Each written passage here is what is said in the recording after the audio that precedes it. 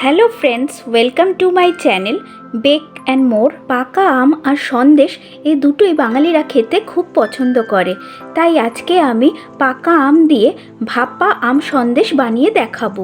এখন আমের সিজন, আর এই সিজনে মিষ্টির দোকান থেকে এই সন্দেশটি কিনে না এনে যদি বাড়িতেই আমার রেসিপি ফলো করে এই ভাপা আম সন্দেশটি বানিয়ে সকলকে খাওয়াতে পারেন, তাহলে সকলে আপনার প্রশংসা করতে বাধ্য হবেন। তাহলে চলুন দেখে নেওয়া যাক আজকের এই ভাপা আম সন্দেশটা আমি কিভাবে বানাই। সন্দেশ বানাবার জন্য প্রথমে ছানাটা বানিয়ে নেব। এবার একটি কড়াইয়ে ঢেলে দেব অল্প জল আর 2 লিটার দুধ দিয়ে দেব। এবার গ্যাসটাকে অন করে দিয়ে হিটটাকে মিডিয়ামে রেখে আমি দুধটাকে ফুটতে দেব। এখানে আমি ফুল ফ্যাট দুধ ব্যবহার করেছি, আপনারা চাইলে টোন্ড মিল্কও ব্যবহার করতে পারেন। দেখুন দুধটা ফুটে গেছে, এবার আমি হিটটাকে বন্ধ করে দিলাম।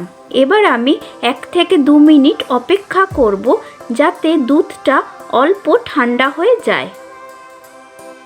প্রায় 2 মিনিট পরে দুধটা হালকা ঠান্ডা হলে এখানে আমি 3 বড় চামচ ভিনিগার আর 3 বড় চামচ নর্মাল টেম্পারেচারের জল মিশিয়ে রেখেছি, সেটা দুধে দিয়ে দেব।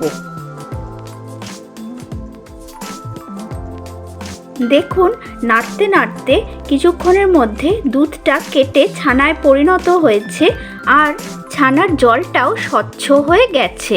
এবার ছানাটাকে আমি ছেঁকে নেব, তার জন্য একটি বাটির উপরে একটি ছাঁকনি আমি রেখে দিলাম ও তার উপরে একটি সুতির কাপড় বিছিয়ে দিলাম।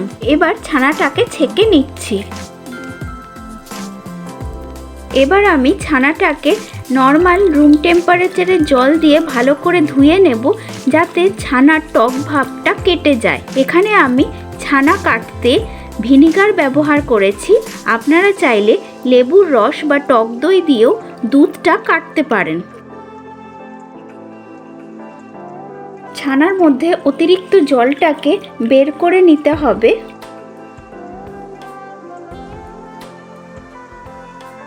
এভাবে আমি ছানাটাকে কিছুক্ষণের জন্য রেখে দেব, যাতে ছানাটা থেকে সম্পূর্ণ জলটা বেরিয়ে যায় আর ছানাটাও সম্পূর্ণভাবে ঠান্ডা হয়ে যায়। এখানে আমি 2টো পাকা আম নিয়েছি। এবার আমি আমের পাল্প বা শাঁসটা বের করে নেব।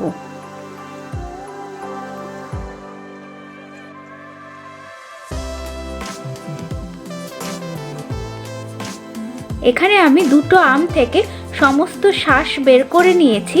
এবার একটি মিক্সিং জারে আমি আমের পাল্পগুলো দিয়ে দিলাম। এবার এগুলোর আমি পেস্ট বানিয়ে নেব। সব আমের পাল্প আমার ভালো করে পেস্ট করা হয়ে গেছে। এবার আমি আমের পাল্পের পেস্টটাকে ছেঁকে নেব। বন্ধুরা, আপনারা কিন্তু আমের পাল্পের এই পেস্টটাকে অবশ্যই ছেঁকে নেবেন, তা না হলে আমের পাল্পের এই পেস্টের মধ্যে যদি আমের আঁশ থেকে যায় আর সেটা যদি সন্দেশের মধ্যে যায়, তাহলে কিন্তু সন্দেশগুলো খেতে মোটেও ভালো লাগবে না। এবার একটি প্যান হিটে বসিয়ে তাতে 1/2 কাপ আমের পাল্পের পেস্ট, যেটা আমি আগে বানালাম, সেটা ঢেলে দিলাম। আর এতে দিয়ে দেব 2 বড় চামচ চিনি। এখানে আমি গুঁড়ো চিনি ব্যবহার করেছি। এবার হিটটাকে লোতে রেখে আমি 4-5 মিনিট সময় ধরে এই আমের পাল্পের মিক্সচারটা একটু জাল দিয়ে নেব।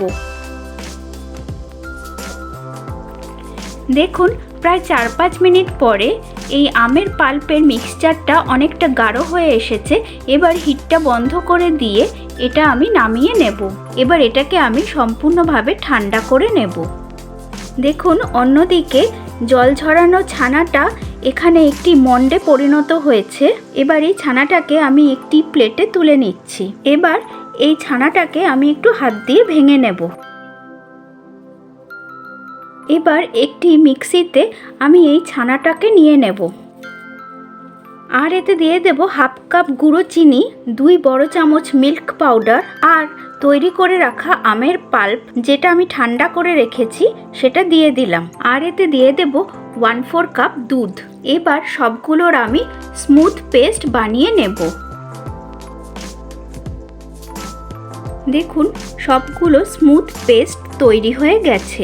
এবার ছানার এই মিক্সচারটা আমি একটি বাটির মধ্যে ঢেলে নেব।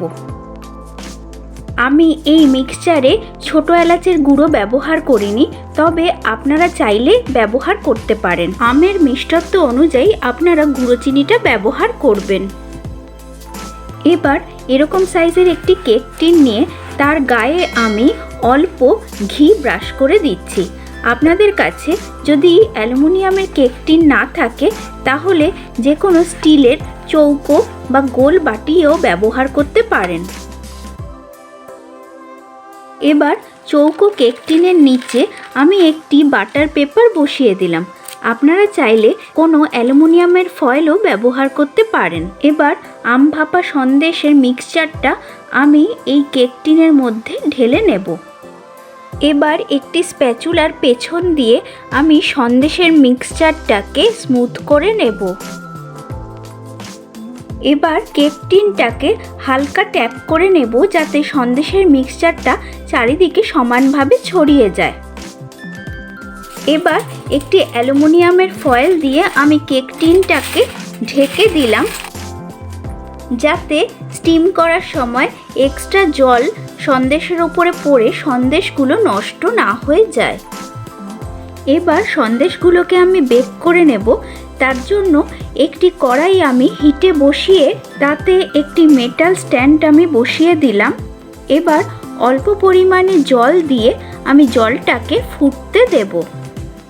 জলটা ভালো করে গরম হয়ে গেলে এবার আমি কেক টিনটাকে স্ট্যান্ডের ওপরে বসিয়ে দিলাম।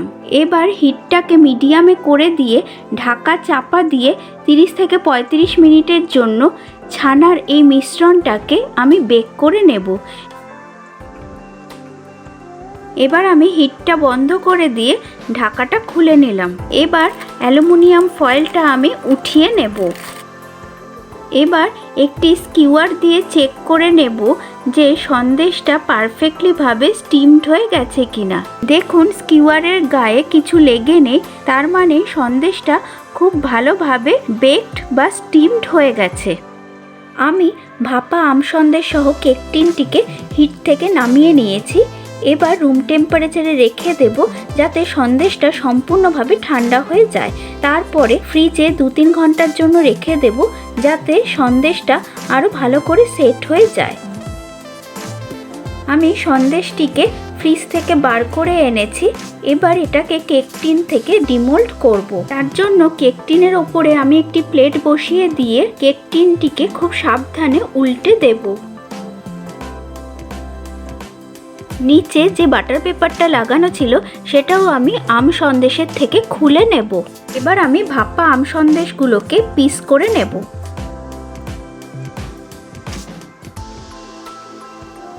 সব ভাপা আম সন্দেশগুলোকে আমি পরিবেশন করে দিচ্ছি।